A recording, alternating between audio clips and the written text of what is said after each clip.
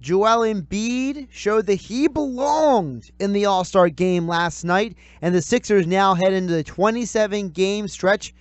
It is the home stretch of the season, and joining us to talk Sixers now is our 97.3 ESPN.com Sixers insider, Michael Kaskey-Blomain. Mike, how you doing today? Josh, I'm doing pretty well, man. Thanks for having me on. So let's start with the game last night. I think that Embiid really showed. Was he the best player on the floor? No, but he definitely showed that unlike Goran Dragic and unlike Al Horford, Joel Embiid doesn't just belong in the All-Star game, but he belonged with the best players in the game on the floor. Absolutely, Josh. I like to draw a distinction between all-stars and superstars in the NBA. There's, only a handful of actual superstars, and I think Joel really showed last night that he is in that, rare category of an actual superstar. He was, like you said, not necessarily the best player on the floor throughout the night, but he was one of the best throughout the entire game, dominant on both ends of the floor. He really got to show off a little bit of everything he can do. He got to show his range. He got to show his, his work in the post and his work on the defensive end too. So I think his debut went, about as well as, other than, his team taking a loss, I think it went about as well as it could have for JoJo. I felt at times, though, that he was kind of isolated. It seemed like there were, I counted at least 5 times he was open and nobody passed him the ball. You saw the one time where he kind of forced the ball down the court by himself to try to get a shot. It seemed like he's still kind of getting into the flow to be with the big boys, if not basketball skill-wise, but kind of like, in the NBA community-wise. Because in all honesty, yeah, he was drafted in 2014, but this is legitimately only his legitimate second season playing in the NBA. Yeah, that's a great point, Josh. And I think in the NBA, you really have to earn the respect of your peers. They're not just going to hand it to you off of hype or off of, a very small sample size. And I think that's something that, Joel played well last year, but he was only able to play 31 games. His minutes were limited. He was, held out of back-to-backs. So I think that this year, with some of those restrictions coming off and his play continuing to just really impress everyone, I think he's really starting to get that respect from all of his peers across the league. And I think, he's kind of growing into his own as far as a star in the league, too. He kind of, alluded to after the game last night that he would have liked to take that final shot, but he knew he was on the floor with guys like Steph Curry, James Harden, guys that have been, MVPs, have been around for a while, have established themselves. And he thought that, it would probably be a wiser move to pass to one of those veterans.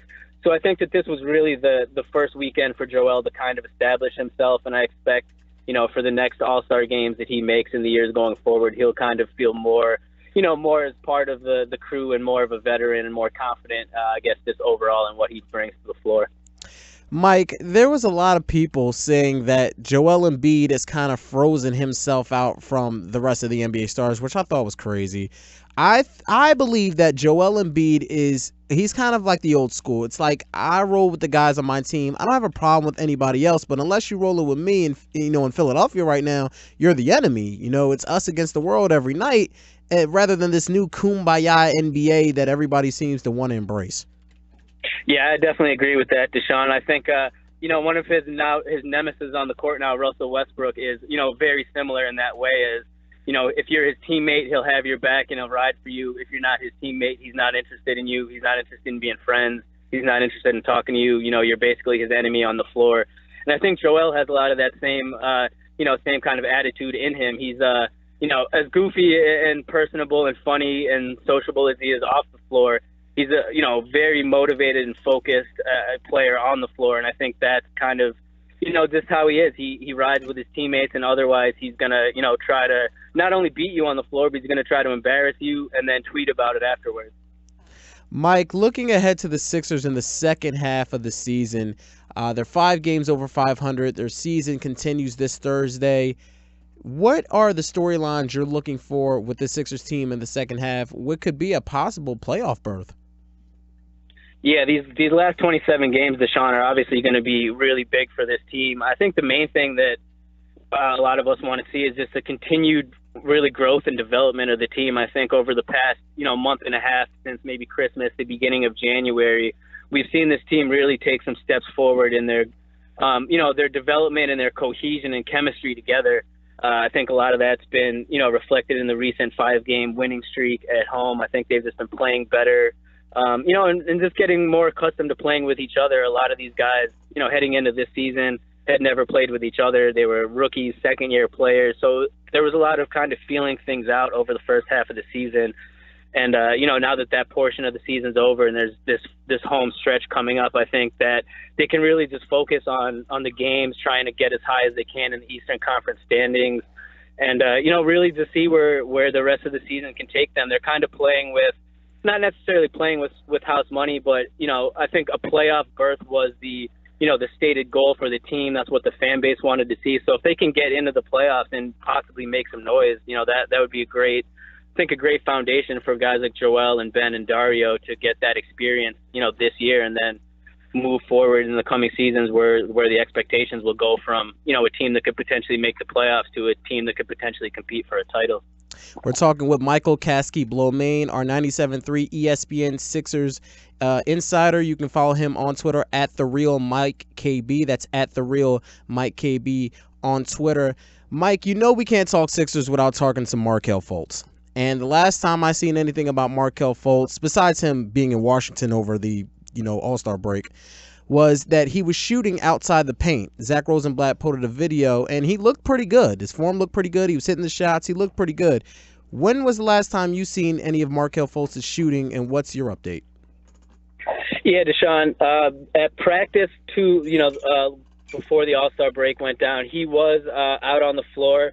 His range did seem to be expanded a little bit beyond the paint. I think that's probably the video that you're referring to. I saw that was circulating around. And it certainly looked a little bit smoother than it had, the previous weeks where some of the videos were kind of making rounds where it looked, the shot just looked pretty ugly. The team is still being extremely tight-lipped about it. I think that Markelle physically is pretty close to, or not pretty close. I think he is ready basically to get into what would be a game. I think, Ben Simmons recently said that Markelle's been playing great in practice. Ben said he actually doesn't even like to guard him because of how good he is with the ball and at penetrating and getting into the paint. So I think this is all good. It's a lot of progress. But at the end of the day, obviously what everyone wants to see is that three-point shot that was, a huge part of the reason why the Sixers drafted him and, to really fill up to the potential that, him fitting in with this team, he's going to be able to need to shoot. So, at this point, we still don't know if we'll see him this season. I personally do not think that we will see him out on the floor this season, just based off of, kind of the issues that he's had, the up and downs this season, and the team's recent track record of, giving ample time to rest for their lottery picks. And not to mention that if he were to come back this year, there would be the process of the reacclimation, him having to get used to the game speed, get his legs back under him, and then get acclimated with his teammates again. He hasn't played since, October. Yeah. Yeah, so, it just seems like it would be a lot to kind of cram into the last 27 games when this team is already going to be fighting for playoff positioning, and they kind of have their rotation down pretty nicely. Now they just added Bellinelli. They have to kind of continue to smooth him in. But otherwise, Brett has a rotation down that's been working for the team. And I think it just seems it would make the most sense really to, let Markelle just heal up, go into the offseason, maybe play in Summer League again, and come back next year and try to, really be that missing piece for this team. Yeah, I want to clarify the situation. By no means necessary that he was ready to come out and play Thursday.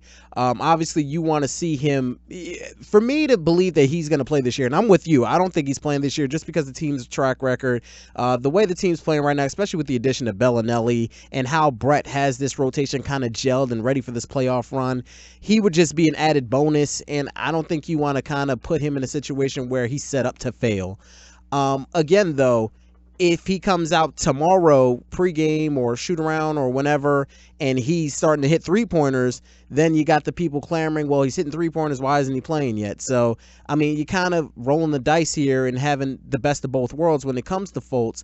But again, you don't want to be in a situation where you're hoping for him to return. It's kind of like if he does, that's great. If he doesn't, we weren't expecting it anyway.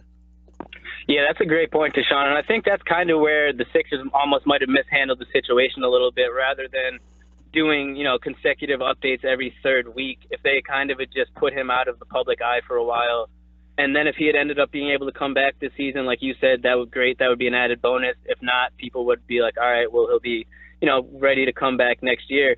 And the thing is, Brian Colangelo at his press conference the day after the trade deadline a couple weeks ago, he basically said the same thing, that there's a chance that Fultz could play. There's a chance that he couldn't. One day Fultz could wake up and his shoulder could feel great and he starts hitting 30-footers and maybe they want him in there. But, it just seems like a long shot at this point. So I definitely agree with what you said. It was, it's basically just a bonus if it happens, but it seems pretty unlikely at this point. How big was the addition of Marco Bellinelli? I mean, he looked tremendous in that game against the Miami Heat before the All-Star break. How big is he going to be for this stretch run to make the playoffs? Yeah, I think he's going to be a huge piece for this team. They had, really struggled with their bench production. A lot of the games this season where they kind of lost some of the leads that they had established was due directly to a lack of production from the bench. And Bellinelli is just the guy that, as we saw in his first game, can just come out. He doesn't need ball in his hands. He doesn't need a lot of coaching. He just needs, basic down screens, flare screens, get him the ball, and, he'll shoot it for you. And that's something that, you really can't get enough of that in the league in general today, but especially with the Sixers and the way Brett has them playing. He's a perfect complement. Basically just like JJ is for the starters, Bellinelli can do that for the second unit. And then if he needs to, you can put him on the floor with JJ and Robert and Dario and Ben at the same time. And you basically have, 4 deadly shooters and Ben Simmons out there. So, I think he just adds a whole lot of versatility to the lineup and gives Brett another option. And not to mention, he'll take some of the minutes from some of the guys, that might have been underperforming a bit this season. Jared Bayless, Timothy Luwawu-Cabarrot, some of those guys that maybe hadn't been having a great impact when they were on the floor. Those minutes will go to a guy that can really put the ball in the basket. So I think it'll really help the team in several regards. Mike, when you look at this team, Ben Simmons just posted something on Instagram with a cryptic message about, recruiting LeBron James. And there was an article that came out about LeBron James and his possible destinations, and one of them was obviously Philadelphia. Now, we're a ways away from worrying about if LeBron James is coming to Philadelphia or anything like that. But I think it's more realistic than people give it credit for, just because the relationship with Ben and the relationship that they have as far as having the same agent. And LeBron, maybe if he does leave Cleveland, wanting to stay East, and there's 2 stars in the Eastern Conference that happen to be on the same team. Yeah, I agree with you, Deshaun. I do think that, LeBron coming to the Sixers it's something that I think a lot of people laughed off, but it's actually more of a possibility than some people would believe. I think that, the fact that they're in the East is definitely a selling point, as you mentioned, and obviously the relationship he has with Ben and the cap space that the Sixers have moving forward that they could use to, not only sign LeBron, but also to kind of craft a roster around him with pieces, along with obviously Joel and Ben, that would, kind of fit together to make the team really formidable. And, on paper, it would certainly make some sense for LeBron going into his 16th season, a year that he turned 34, to go to a team where, a lot of the tough work, especially during the regular season, could be done by 2 young studs in their early 20s and Joel and Ben, that kind of are just missing the experience and that leadership factor that LeBron would bring. So, it does make some sense. And I think that, how the Sixers perform potentially moving forward the rest of this season and into the playoffs could potentially have an impact on that too. Or not even necessarily just LeBron, but other free agents in general. If we see a team that, makes the playoffs, and whether or not they win a series, but if they get in and give a good fight, against any of these other top teams in the East, they could really send signs to, a free agent that, like, hey, we're real close. We just need, a player of your caliber to come and kind of push us over the edge. Sort of like Jimmy Butler with the Timberwolves last year, maybe on a little bit bigger of a scale. But I certainly think it's a possibility. And obviously once free agency rolls around, I think we'll start to hear a lot more, rumors and whispers about the potential of LeBron coming to Philly, for sure. Talking with Michael Kaskey-Blomain on 97.3 ESPN.com Sixers Insider. As all guests, he appears on the show on the Boardwalk Honda hotline. Mike, you and Deshaun mentioned J.J. Redick earlier, talking about free agents just now. To me, I've heard this comment made by a couple people, and I wanted to run it by you and Deshaun as well, about the fact that I've heard people say that, J.J. Redick coming to the Sixers was a lot like when Jim Thome came to the Phillies, in that, when Jim Thome came to the Phillies, he gave instant credibility to the organization. And I think J.J. Redick, I think he gave a sign to the rest of the league that the Sixers are no longer this rebuilding team, that they're on the way up. And I think that his leadership and I think what he has brought to this team has been invaluable and is worth every cent of that $22 million and more. I definitely agree with that, Josh. I even think at the time when he signed, I remember saying something along the lines of, this kind of signals a switch for the Sixers wherein, coveted free agents are choosing to come to Philly because they believe in, the foundation that's in place and they believe in the, potential of the team moving forward. Obviously JJ's not a Kevin Durant, Steph Curry, LeBron James. He's not in that stratosphere of player. But there was, no shortage of teams this past summer that would have been happy to sign J.J. Redick to a contract to, bring his experience in shooting to a team. And teams that were, better constructed to contend immediately. The Rockets were interested in J.J., some other Western Conference teams. So at the time that he picked the Sixers, like you said, I think that was, definitely kind of a turning point for the franchise. And it's been furthered by the Bellinelli addition. He was a guy, at this trade deadline, there's always players that are, coveted by the teams looking to make a playoff push, and that was the same with Bellinelli. The Thunder were interested in him. The Warriors were rumored to be interested in him. And, once he was bought out, he had, he had his pick of the choice of where to go, and he decided to come to Philly. And, as he said multiple times, it's because he trusts the process. So, I think that the Jim Thome analogy is definitely on point as, a guy that could kind of shift the perception of a franchise and really show like, hey, this is, like you said, this team's no longer, that rebuilding team that's a couple years away from contending, but this is a team that has a lot of good pieces in place. And with the addition of, some talented veterans that have experience, they could really contend. Looking at J.J. Redick, people overlook the fact that this is a guy who was part of 4 straight 50-win Clipper seasons out in Los Angeles. This is a guy who, went to Duke. He has this pedigree, and I think that J.J. Redick is a guy that people don't always look at as a leader or a veteran, and I think that it seems like he thrives, and he's really excited and really enjoys the opportunity of being that for this young Sixers team, and I think that so many times with guys, we call guys leaders, we call guys, veterans and captains and all these labels, whereas JJ, we never really thought of him that way, but in so many ways, I think he's doing a better job of that with the Sixers than a lot of the guys who get those labels do with other teams. Yeah, I agree with you, Josh. I do think his leadership is kind of going under the radar a little bit this year, and that's something, like you said, he embraces. I remember, when he talked about why he signed with the Sixers, the role and the opportunity to play a lot of minutes was part of it. But he absolutely said that the opportunity to work with some of these young up-and-coming guys and to kind of share some of his knowledge and try to, help them and build them into true contenders was part of what was so intriguing about coming to Philadelphia for JJ.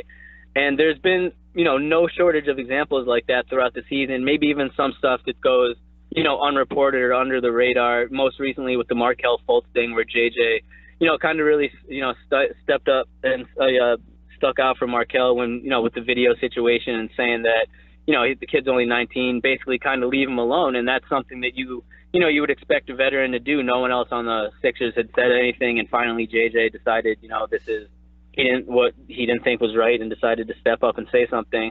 And that's just one example, but there's been no shortage of things like that throughout the season. You see him, when he's not in the game on the bench, he's going over plays with Joel, Ben, Dario.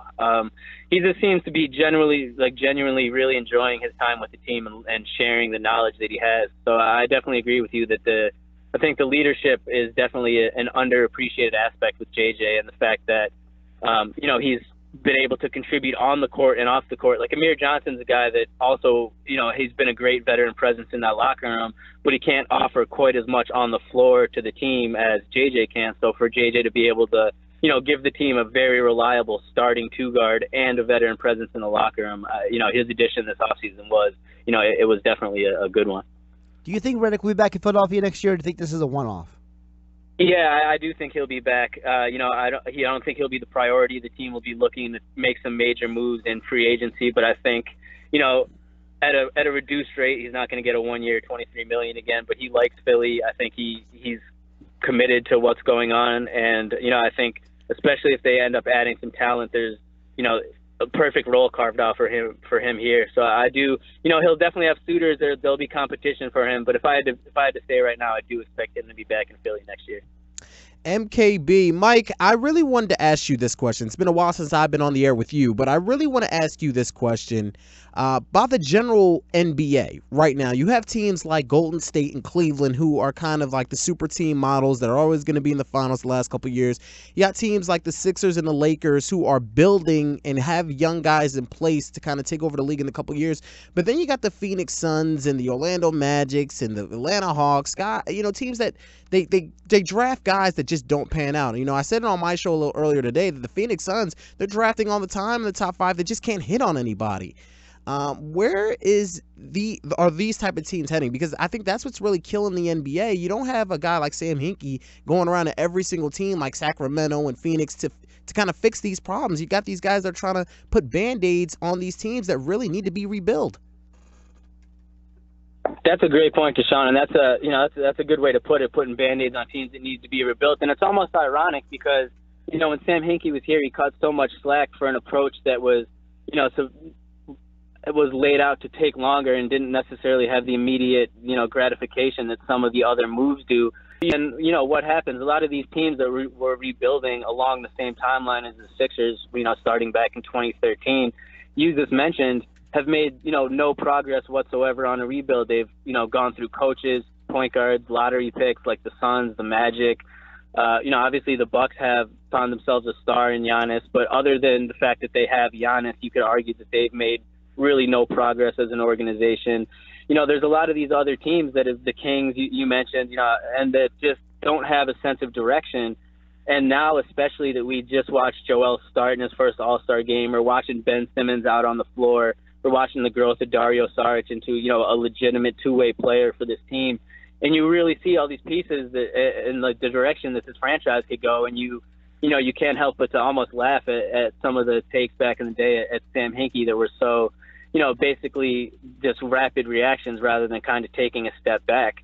But there's definitely these teams that are kind of stuck in perennial mediocrity. The Charlotte Hornets are another team that have been, basically just treading water for years. And at that point, as a Sixers fan and as someone that covers the team, you kind of just feel grateful that finally that the team has direction. And a lot of that, you have to give credit to Brian Colangelo for furthering the moves, but a lot of that was put into place by Sam.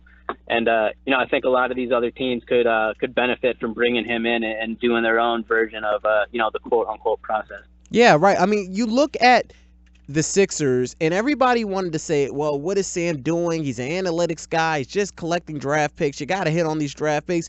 You got to give Sam and Brian credit. They hit on a lot of these draft picks. Now, you got the Jahlil Okafor draft where they could have had Porzingis, but no one really knew what Porzingis was going to be before, we see what Porzingis was going to be. You look at these teams, and everyone wants to say, well, Sam Hinkie, he did the right thing for Philly, but no one's ever going to do it again. I could argue that they need more people to do what he did because obviously the NBA is stuck in a kind of boring snort fest where you're going to see Cleveland and Golden State every single year until, the Phillies and the Lakers and stuff like that kind of grow up and be their own teams. But then you might just have Philly and LA every year. Yeah, that's a good point, Deshaun, and I do agree that a lot of it is having the ownership involved. They don't want to see, a rebuild undertaken when they know it's going to take a few years. But the irony of it is that if they just let, things play out, that they would eventually probably be contenders quicker than they would be trying to, as you said, use a Band-Aid by, adding a mid-level free agent and overpaying for one or trying to hit on a lottery pick. And lottery picks, as you said, there was the Jahlil Okafor pick. Obviously, Nerlens Noel didn't work out with the Sixers. But, Sam Hinkie said multiple times when he was here that, there's nothing certain in the draft. And you're obviously, every team is going to whiff on some picks. But, if you maximize your opportunities in the lottery, just like a real lottery, the more lottery tickets you have, the better chance you have of winning that lottery. So by, really maximizing what the Sixers' opportunities in the lottery, you can afford to miss on a pick like that, taking Okafor instead of Porzingis or taking Michael Carter-Williams instead of Giannis. But then, you get Joel Embiid and then you get Ben Simmons and you get a Dario Saric as the 10th pick in the draft. So, Sam he knew that obviously they weren't all going to hit, but by affording the team as many opportunities as he could have, he ended up, giving them cornerstones to work with. And that's something that, you would think that other teams would learn from. You're not going to hit on every lottery pick, so you can't afford to just bank it all on that, or, sign a free agent because you have the money that you think is going to, maybe help your team succeed in the short term. I think a lot of these teams really need to take a step back and really, like you said, you either have to build from the ground up, and it's really difficult to do that through free agency at this point in the league. You really got to do it through the draft, like the Warriors did before adding Durant, or like the Sixers are doing now. So, I definitely agree that I think that there's the middle part of the NBA is definitely could use a shakeup as far as, how they go about rebuilding their teams. He is Michael Kaskey-Blomain, our 97.3 ESPN.com Sixers insider. Follow him on Twitter at @TheRealMikeKB. And as all guests, he has appeared on the Boardwalk Honda Hotline here on 97.3 ESPN on the Sports Bash. Mike, appreciate the time today. Hope you have a great week. Thanks, Mike. Thanks a lot, fellas. Thanks for having me on.